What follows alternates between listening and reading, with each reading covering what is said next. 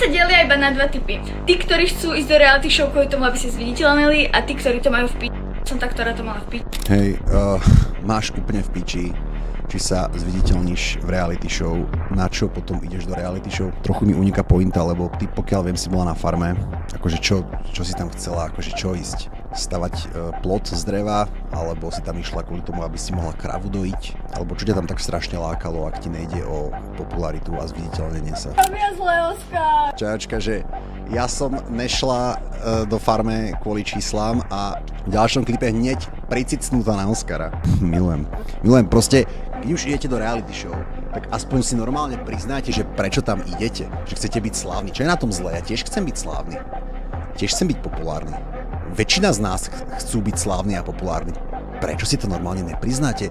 Prečo sa hráte na chutnučky, že ja som išla na farmu, ale je mi úplne jedno, aké mám čísla?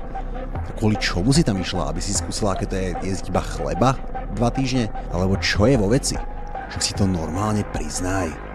Na čo sa hráš? Na čo je to dobré?